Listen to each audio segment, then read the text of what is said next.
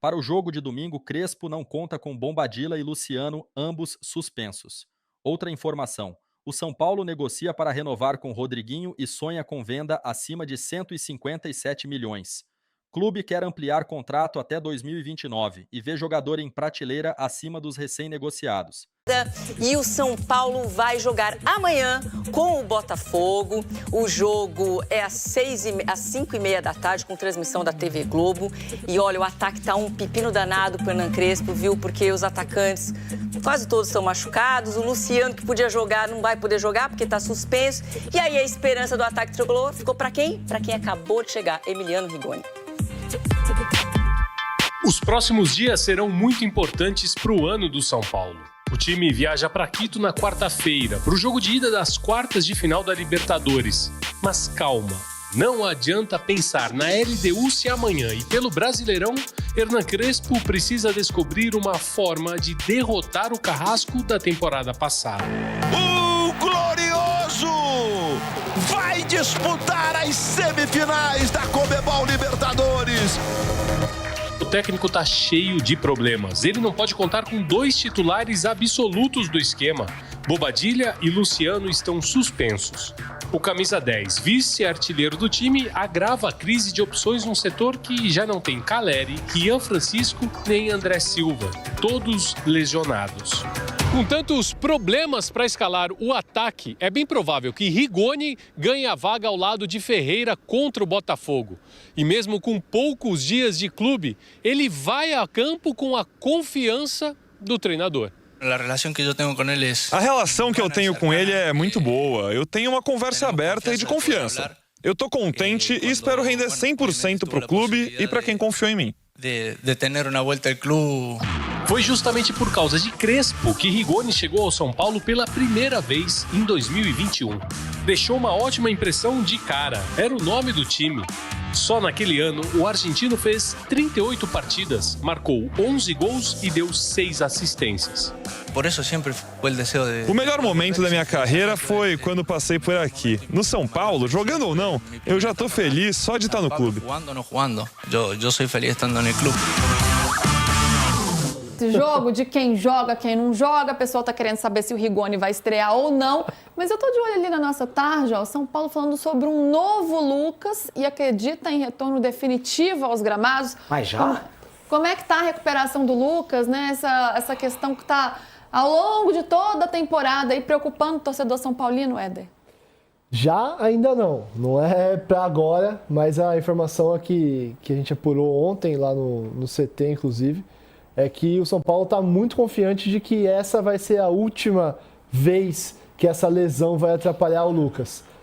Falaram que vem um novo Lucas, que ele está mais animado, está mais solto, não está preocupado, não está aquele Lucas que fazia um movimento e ficava preocupado. O Lucas fez mais de 15 ressonâncias magnéticas, nenhuma apontou nenhum problema no joelho, mas mesmo assim ele estava com aquela pulga atrás da orelha. E a gente viu na publicação dele nas redes sociais, falando que o joelhão tá 0 bala, né? Graças a Deus o joelhão tá 0 bala. Então um pouco da preocupação que ele vinha sentindo com essa lesão que ia e voltava. Aumentava um pouco a carga de treinos, voltava a sentir. E aí depois dessa artroscopia que ele retirou a fibrose e ele viu que o joelho dele tá bom, ele tá mais leve, tá conseguindo se recuperar aí melhor, fazer tudo, né? Sem nenhuma limitação, sem medo. E isso que o São Paulo tem visto um novo Lucas e acredita que dessa vez, finalmente, quando ele voltar, vai ser para ficar e não vai mais voltar atrás nesse mesmo problema. Que bom, é o que o torcedor espera, né? O que a gente espera ver o Lucas jogando bem, performando. Dá para ter alguma expectativa de data aí, de repente Libertadores, LDU, dá para projetar alguma coisa? Todo mundo acha difícil que ele fique no banco no segundo jogo contra a LDU, mas existe uma possibilidade. E é no dia 25. Segundo jogo. Daqui 2 semanas. Exato. Então, pro primeiro jogo, não tem chance. Pro segundo jogo, tem uma pequena possibilidade, não iniciando, ficando no banco de reservas, mas ainda também bastante difícil. E aí, se o São Paulo avançar, ele estaria à disposição para a semifinal. O Oscar ainda também está fora das quartas de final, então os dois não devem atuar contra a LDU. Primeiro jogo na altitude, segundo aqui, né? Certo. Agora, falando de campeonato brasileiro, Éder, todo mundo quer saber qual vai ser esse time que volta agora depois da data FIFA, né? Ontem a gente estava conversando, eu e o PVC aqui, e o PVC tinha uma previsão de Rigoni com o Luciano nesse ataque, porque o Crespo tem que quebrar a cabeça, né? Ele não tem várias opções, ele não tem Caleri, ele não tem André Silva, enfim, o Rian Francisco que não é tão utilizado, mas enfim, não deixa de ser uma opção também. A tendência é Rigoni e Caleri formando uma dupla de ataque nesse fim de semana? O Rian não dá porque ele tá machucado, né, Luiz? Então ele não volta mais esse ano. O Luciano está suspenso no jogo de domingo. O Luciano está suspenso no jogo de domingo. Ah, nesse jogo agora? De novo, acho que é. Ah, então a gente está falando da Libertadores, né? Libertadores boa, sim, boa, mas o Luciano vai jogar o quê? Ferreirinha e Rigoni? Provavelmente. E aí vamos ver quem vai ganhar a vaga. A informação é que quem pode estrear é o Tolói.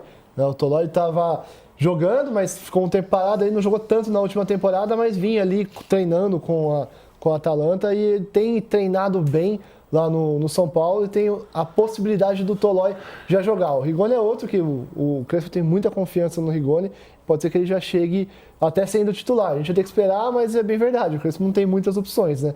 Então é para isso também que veio o Rigoni, já imaginando que o Henrique pudesse ser vendido, o Rigoni já foi contratado. Olha só, o Luciano está suspenso domingo e o Bobadilla está suspenso domingo. O Rafael Tolói, eu tenho quase certeza que vai começar jogando, porque ele precisa preservar zagueiros para quinta-feira. Mas o Arboleda está recuperado. Acho que o Arboleda não começa o jogo, mas o Arboleda tem que jogar Arboleda. Alisson e Marcos Antônio vão jogar pedaços do jogo de domingo para poderem ir para Quito e jogarem domingo, em Quito. Arboleda titular em Quito, Marcos Antônio titular em Quito. O Marcos Antônio acho que é um pouco mais difícil que o Arboleda. Não sei se ele joga contra o Botafogo, mas a gente vai ver. Mas vai estar ali à disposição. Eu hoje, os telefonemas que eu dei de manhã, eu entendi que ele vai jogar um pedacinho contra o Botafogo para viajar para Quito. Começar. Mas é dúvida, é o que o Guarani está dizendo. A Arboleda, Marcos Antônio e Alisson podem entrar pedaços do jogo de domingo para irem para Quito, para você entender se tem condição de jogar em Quito ou se não tem. O Luciano descansa porque está suspenso, o Bobadilla também. Então pode jogar Luan, pode jogar Pablo Maia, Rodriguinho. E acho que o Tolói entra porque se você não tem convicção do Arboleda em Quito, se você perder um dos 3 zagueiros, Ferrarese, Alan Franco e Sabino, você não tem o trio titular. Que está jogando, o Arboleda é titular, mas não tem o trio que está jogando no jogo mais decisivo da semana, que é contra a LDU. Que é quinta, né? É quinta-feira. É um tempo a mais aí. Aí ele tem que dosar, né? Fazer essa engenharia aí para ter as peças mais importantes no jogo mais importante, que claro, né? Mata-mata de Libertadores. Júlio, um ataque muito desfalcado. Você gosta dessa opção Ferreirinha e Rigoni? Você gosta da chegada do Rigoni? Teve uma frustração enorme, né? O Marcos Leonardo não veio e tal. Ficou com o Rigoni. Você acha que pode acrescentar? Dormiu, né? Dormiu com o Marcos Leonardo, acordou com o Rigoni. Exato. Assim, gente, ninguém estava vendo o Rigoni lá no México. Né? Jogou pouco, fez poucos gols, os números não são tão maravilhosos, mas é um jogador de confiança do Crespo. E jogador de futebol, às vezes, só precisa de um ambiente, de um técnico que lhe dê confiança para que ele renda. Eu acho que vai ser importante. A priori, a vida inteira colocaria o Ferreirinha para jogar no jogo da Libertadores. Ainda mais no jogo em que possivelmente a LDU, por jogar em casa e vendo o que fez contra o Botafogo, vai pressionar muito. Você pode tentar aproveitar espaço com jogador de velocidade. Eu não arriscaria o Rigoni. Agora, para saber o que o Rigoni pode entregar, só vendo, né? Então, o Rigoni falou sobre esses números na coletiva de apresentação dele lá no Super CT e ele falou que ele reconheceu que os números dele não eram bons e disse que no São Paulo é onde ele se sente em casa, que ele custou a conseguir se sentir em casa nos outros clubes, a se sentir bem, a se sentir feliz e que ele queria voltar para o São Paulo há algum tempo. O São Paulo tentou ele em janeiro também, muito porque ele se sente em casa, ele se sente melhor jogando no São Paulo e ele aposta nisso para conseguir retomar o bom futebol. Contrato do Rigoni, 6 meses de empréstimo até o final do ano. E tem uma cláusula com metas para ser renovado por 1 ano. A cláusula, 12 jogos. O São Paulo tem 18 para fazer até o final do ano. Se o Rigoni atuar em 12, pelo menos 45 minutos, o contrato dele é automaticamente renovado por mais 1 ano. Perfeito. Agora, a situação financeira ainda está pegando no São Paulo, né? Foi o assunto da semana, aliás, é o assunto recente mais recorrente dos São Paulinos. PVC, Marco Aurélio Cunha, né, um conselheiro, né, muito gabaritado no São Paulo, uma voz muito imponente no São Paulo. Ele está preocupado com esse momento? Eu vi uma entrevista dele, ele falando sobre a questão de o que é a vida econômica do São Paulo hoje, e ele fala, é uma catástrofe. É claro que a gente tem que tomar cuidado com isso, porque tem política do clube no meio do caminho, né? E o Marco Aurélio é uma figura política do clube. Mas ele fala, uma catástrofe, por quê? Porque a dívida não parou de crescer. Eu até tenho feito a ponderação, a dívida diminuiu a velocidade do crescimento. A dívida não está crescendo no mesmo nível que ela crescia, mas ela não parou não estancou, a situação econômica não estancou. É um final de semana muito de ebulição no São Paulo, por causa da reunião de segunda-feira para apresentar o projeto do Fundo Cutia. Seria uma SAF da base, né?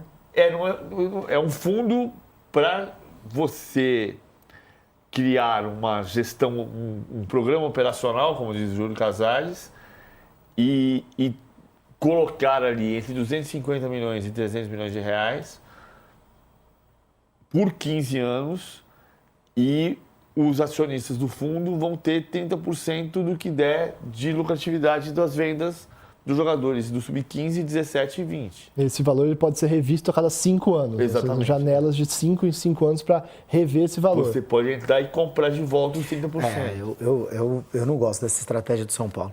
E o ponto, Júlio, que eu estou batendo aqui nessa semana é o seguinte, o São Paulo vendeu mal neste ano, certo? Está todo mundo de acordo que vendeu mal. Sim.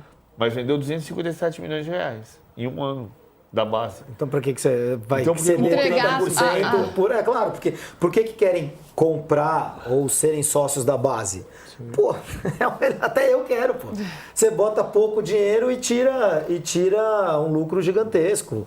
Uma venda, 2 vendas. E estão sendo discutidos o tempo, né? Falaram 5, mas pelo que se sabe, são 15 anos.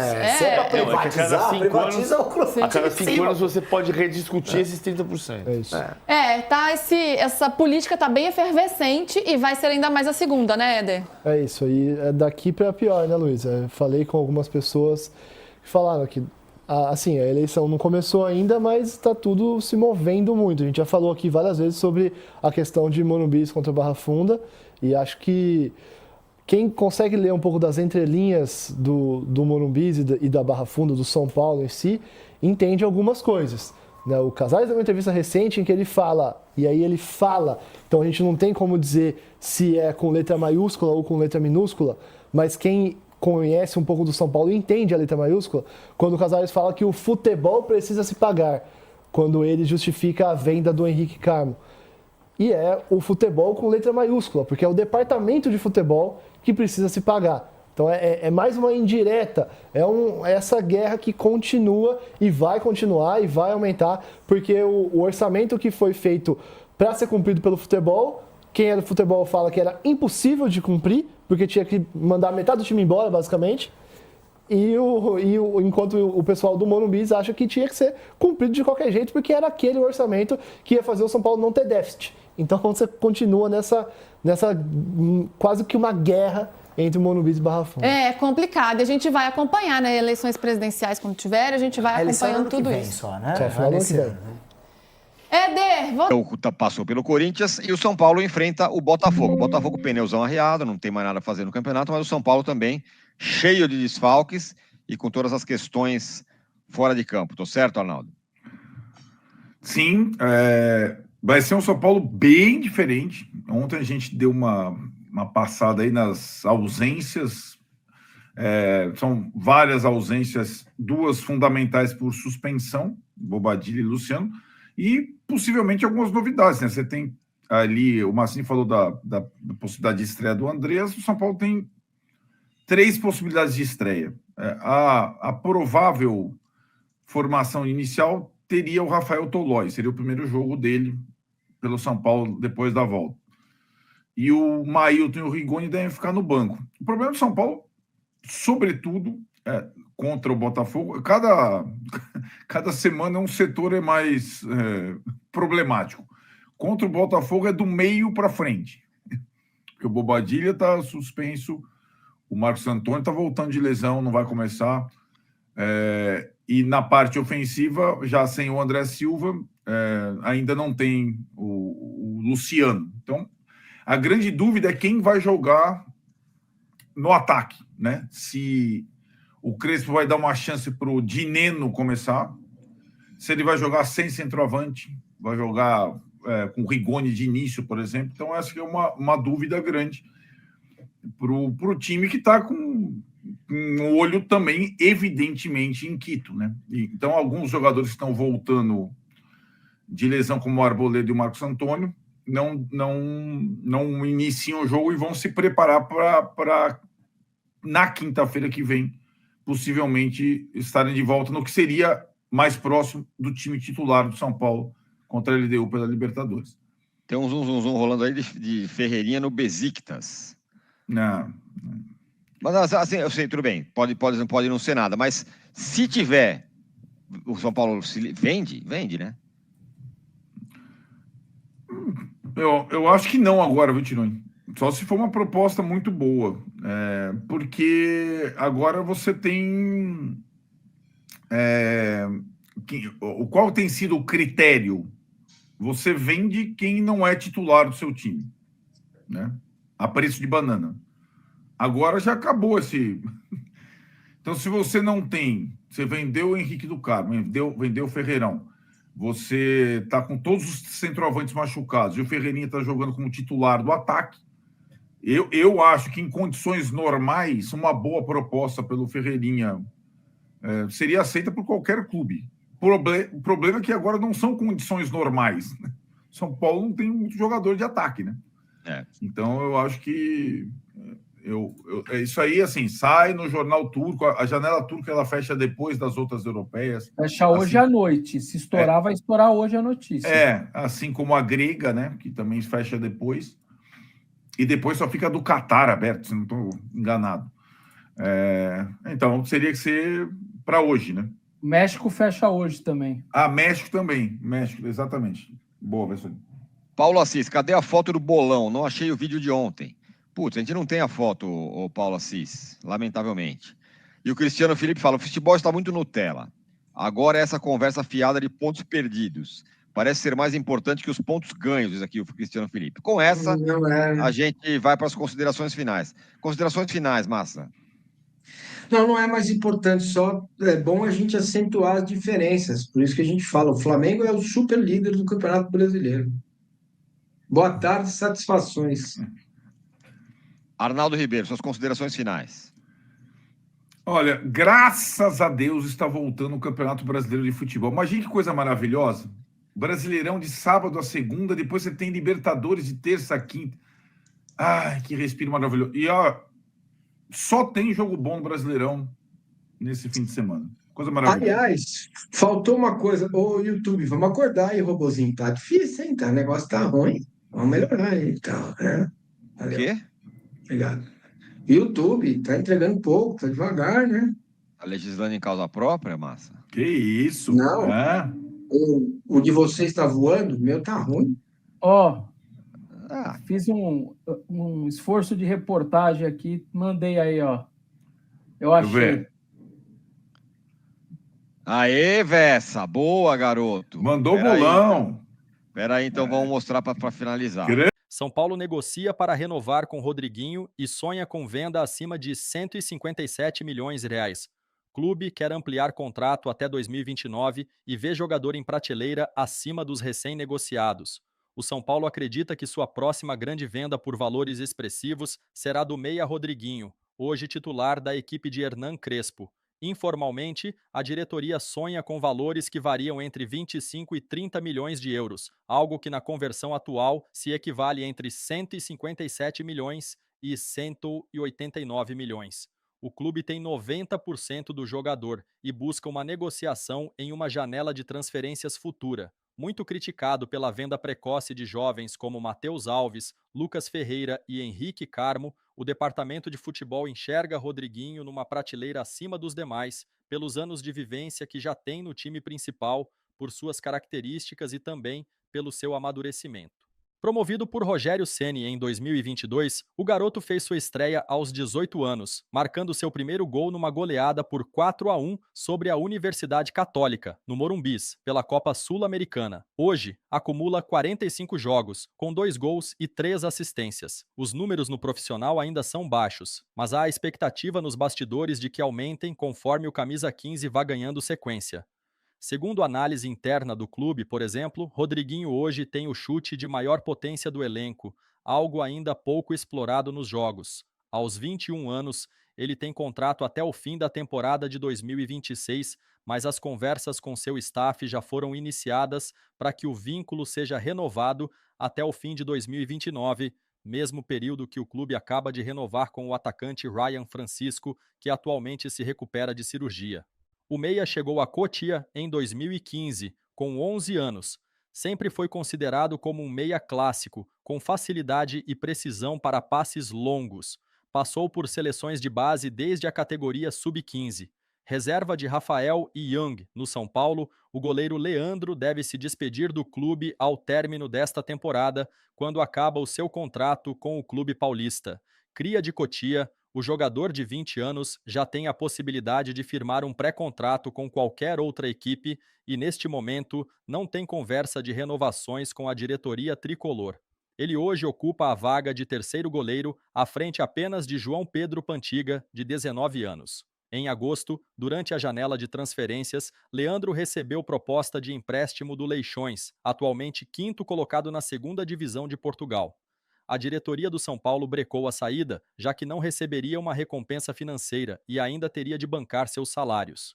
Na visão da diretoria, que já costurava a saída de Jandrei para o Juventude, o garoto seria mais útil no elenco como um terceiro goleiro, tanto para qualificar o treino como para jogar de forma eventual. A tendência, portanto, é que o clube olhe o mercado em busca de mais um goleiro experiente em 2026. Com 36 anos e contrato até o fim de 2027, Rafael tem planos de se aposentar no Morumbis. No São Paulo, desde 2019, Leandro ganhou destaque na base em 2022 ao marcar um gol de falta numa partida contra a Penapolense pelo Campeonato Paulista Sub-20, o que gerou comparações com o ídolo Rogério Ceni, que na época era o comandante da equipe principal.